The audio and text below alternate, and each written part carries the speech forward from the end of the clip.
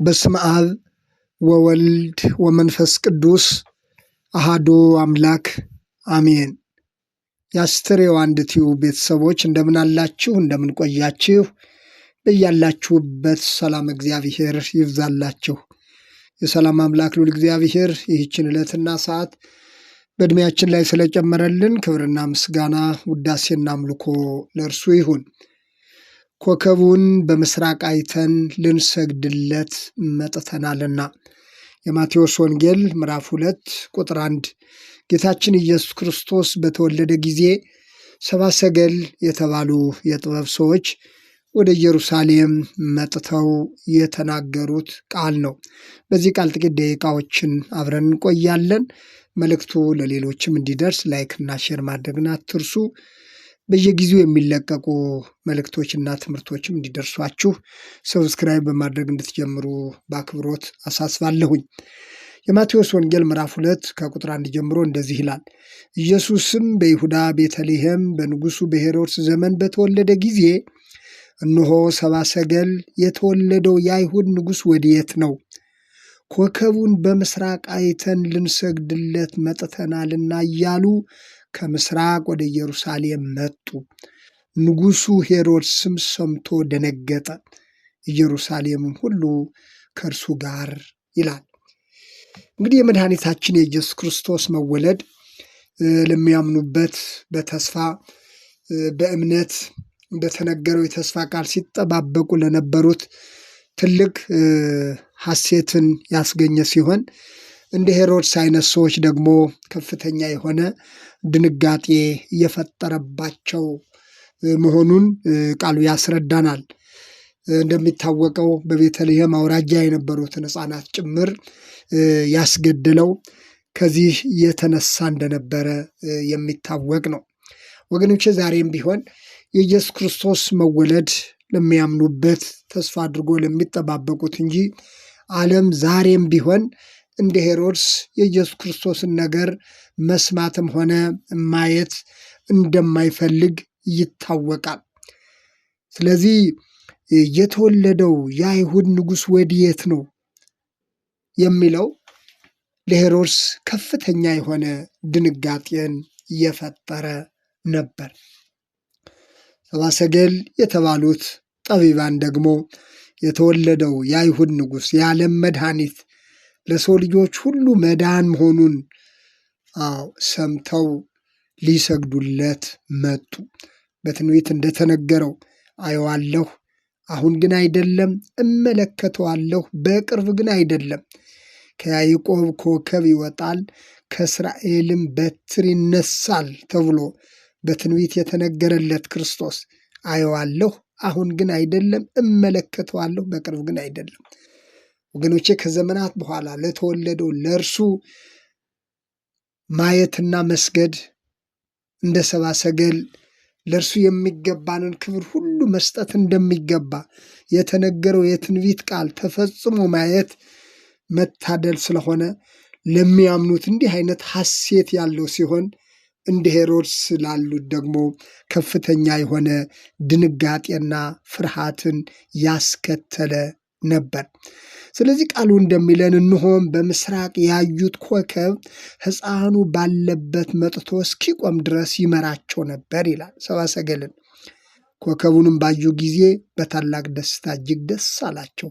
ወደ ቤትም ገብተው ሕፃኑን ከእናቱ ከማርያም ጋር አዩት፣ ወድቀውም ሰገዱለት። ሳጥኖቻቸውንም ከፍተው እጅ መንሻ ወርቅና ዕጣን ከርቤም አቀረቡለት ይላል።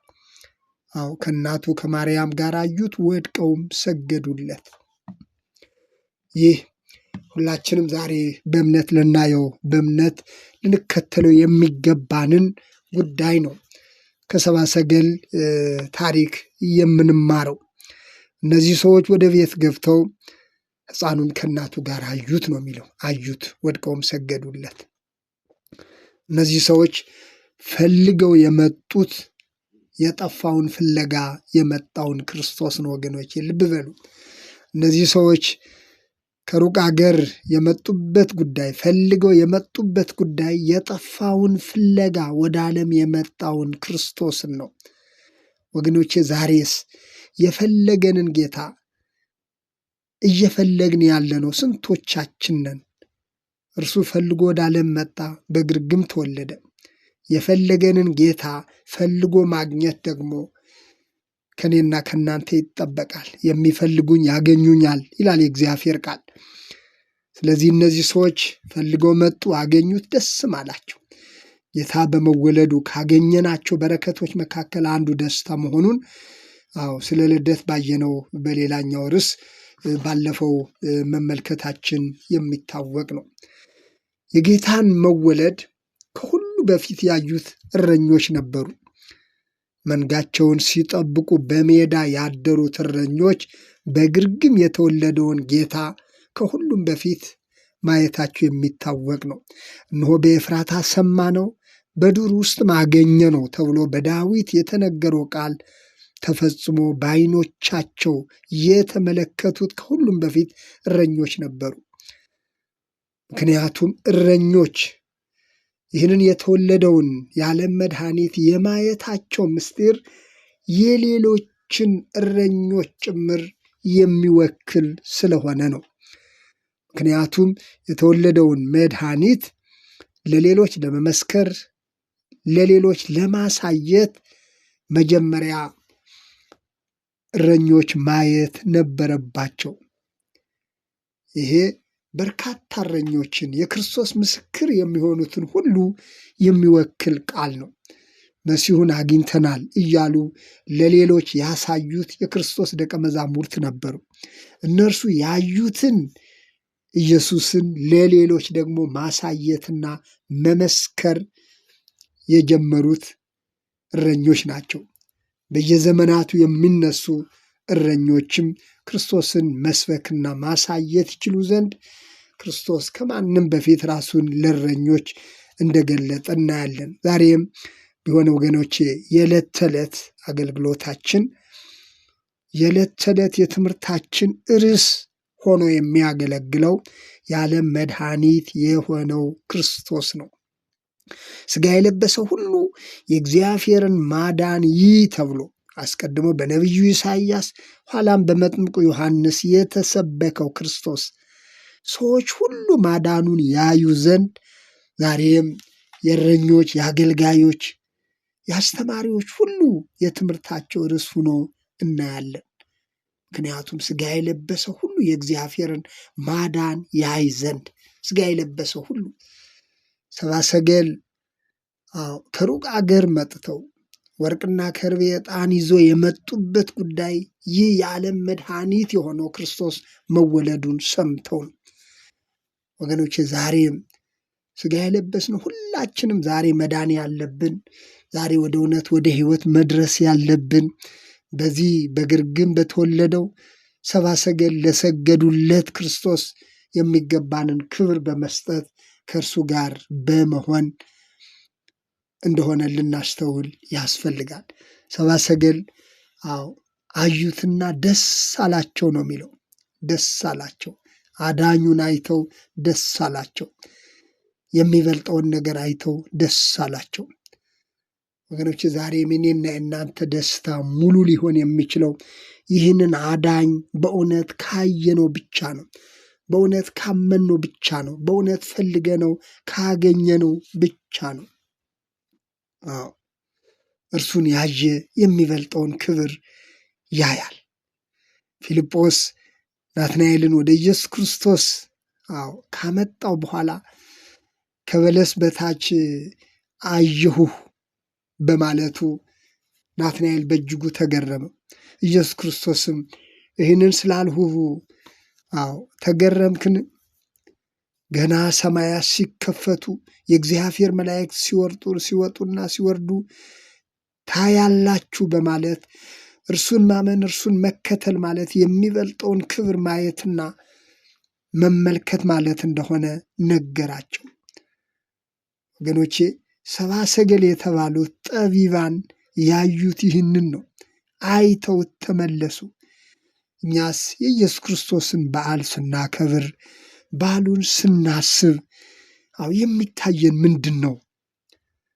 በእውነት የዓለም መድኃኒት የሆነ ሥጋ የለበሰ ሁሉ የእግዚአብሔርን ማዳን ተብሎ ዓለም ሁሉ በእርሱ ይድን ዘንድ ወደ ዓለም የመጣውን ክርስቶስን ምን ያህል እያየነው ነው? ምን ያህል በሕይወታችን በኑሯችን ሁሉ በእምነታችን ሁሉ እርሱ በውስጣችን አለ የሚለውን ከልባችን ልናስብ ይገባል። ወገኖቼ ልደቱን የሚያከብረው ሁሉ በኢየሱስ ክርስቶስ ያምናል ማለት አይደለም። ዓለም ለማስመሰል ዓለም በሞላው የኢየሱስ ክርስቶስን በዓል በልዩ ልዩ መንገድ ያከብራል። ይሄ የዓለም ሐሳብ፣ ይሄ የዓለም ፈቃድ የክርስቶስ ፈቃድ ነው ማለት አይደለም። ክርስቶስን የሚያከብሩ፣ ክርስቶስን የሚታዘዙ፣ ክርስቶስን ያመኑ ሰዎች የሚኖሩት ወይም የሚያከብሩት አክብሮትና ዓለም ለታይታ ለገዛ ፈቃዱ ለገዛ ፍላጎቱ ቀናት ስለተቆጠሩለት ብቻ ቀናትን አክብሮ ቀናትን አስቦ በመዋሉ ብቻ ክርስቶስ የከበረ ክርስቶስን ያየ ክርስቶስን የተመለከተ እንዳይመስለን። ያዳነንን ክርስቶስን የምናከብረው ያዳነንን ክርስቶስን ማመናችንን የምንገልጠው ዓለም በሚያከብረው ዓለም ስለ ልደት ባለው አመለካከት አይነት አይደለም።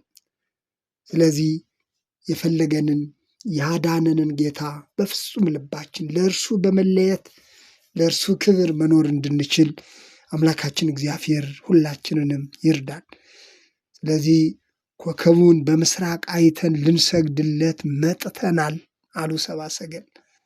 ዛሬስ እኔና እናንተ ምን ያህል ከልባችን ወደ እርሱ በእውነት መጥተናል? ከልባችን ከውስጣችን እርሱን በማመን እርሱን በመከተል እንደ ሰብአ ሰገል ምን ያህል ወደ እርሱ መጥተናል? እነርሱ አይተው ደስ እንደተሰኙ እኛስ በእምነታችን በሕይወታችን ምን ያህል በእርሱ ደስ እየተሰኘን ነው? ስለዚህ የጌታችን የኢየሱስ ክርስቶስ ልደት ትልቅ በረከት እንዳለው ባለፈውም ለማየት ሞክረናል። ስለነበረን ጊዜ የእግዚአብሔር ስም የተመሰገነ ይሁን። አሜን።